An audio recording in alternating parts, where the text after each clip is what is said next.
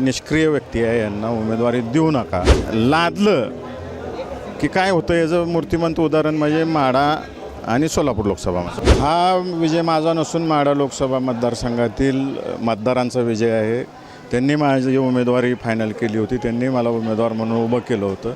त्याच पद्धतीनं शरद पवार साहेब, विजयसिंह मोहिते पाटील साहेब, उद्धव ठाकरे साहेब आणि राहुल गांधी साहेब यांना मानणाऱ्या सर्व या पक्षांच्या कार्यकर्त्यांच्या मुळं आणि माझ्या कुटुंबातील सर्व सदस्यांच्या नियोजन पद्धतीनं कामामुळं माढा, पंढरपूर, सांगोला, फलटण, मान, खटाव, करमाळा या सर्व तालुक्यातील नेते मंडळींनी काम केल्यामुळं हा माझा विजय आहे. तुमच्या विजयानंतर भाजपची उमेदवारी चुकली असं तुम्हाला वाटतं आता?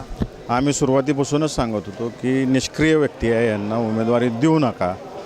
दुर्दैव वाईट या गोष्टीचं वाटते की गडकरी साहेबांसारख्या मोठ्या व्यक्तीनं अख्ख्या देशभर नॅशनल हायवेचं जाळं निर्माण केलं.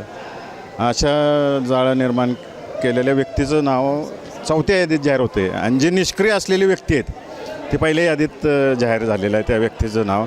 आणि लादलं की काय होतं याचं मूर्तिमंत उदाहरण म्हणजे माढा आणि सोलापूर लोकसभा. सोलापूर आणि माढ्यामध्ये भाजपचा दारुण पराभव होतो. याला कोण कारणीभूत आहेत? कोणी देवेंद्र फडणवीस याचे जवळचे लोक आहेत का याला कारणीभूत श्रीकांत भारती आहेत, मानचे आमदार आहेत आणि विद्यमान खासदार आहेत. मतदारसंघातल्या काय भविष्यातल्या तुमच्या योजना असतील किंवा काय व्हिजन असणार?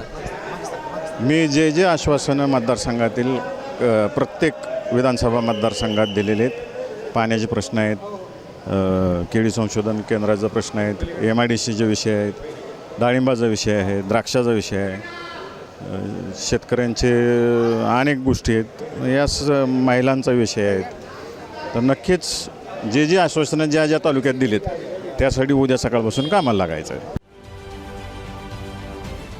महाराष्ट्रातील सर्व बातम्यांचे विश्वासार्ह व्यासपीठ, सकाळच्या सर्व सोशल मीडिया प्लॅटफॉर्मला लाईक, फॉलो आणि सबस्क्राईब करा. तसंच सर्व नोटिफिकेशनसाठी बेल आयकॉन प्रेस करायला विसरू नका.